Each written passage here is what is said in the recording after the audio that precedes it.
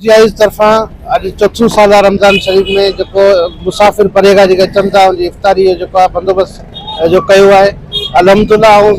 Media जी तरफ़ा जेको इहो इतमाद मुसाफ़िर कयो आहे उन नौजवान दोस्तनि जो थोराईंदो आहियां जेके मुसलसल वधंदा अचनि पिया ऐं पंहिंजो हिसो वठनि पिया नेक कमनि में। अलाह पाक उनखे ख़ुशि रखे सलामत रखे। ऐं ई जज़ीज़ी दौर में यज़ीज़ी हुकूमत में जिते हर माण्हू परेशान आहे जे निज़ाम में शैतान ते कैद थियो वञे पर हिते जी माफ़िया हिते जी वापडा हिते जी गैस इंतज़ामिया जेकी आहे उहा आज़ादु थियो वञे माण्हुनि लाइ वॾो एज़ाब बणिजो वञे। जेकॾहिं गाॾे वारा रेट विकिणनि था उन ते छापा लॻनि था पर माफ़िया जेके महांगो रेट ॾियनि था उन ते छापा कोन था लॻनि। पर असां हाल सारो इंडिया जी तरफ़ां हिकिड़ो शुरूआति कई आहे त मुसाफ़िर जेके तमामु घणी परेशानी हालतूं ऐं पंहिंजे बच्चनि जी रोज़ी करणु वञनि था या के परेशानी मुब्तला के बीमार खे ॾिसणु वञनि था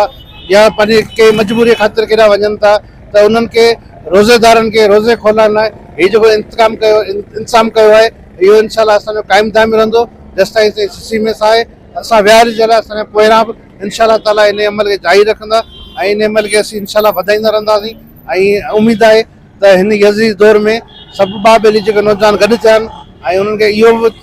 अर्ज़ु कंदासीं त रमज़ान खां पोइ बि इंडिया जो साथ ॾियनि जीअं इन माफ़िया ग्रुपनि खे इन्हनि जेके ताक़तवर धुरियूं आहिनि इन सां माॾो अटकाए असीं पंहिंजी आवाम लाइ विड़ी सघूं आवाम लाइ कुझु करे सघूं।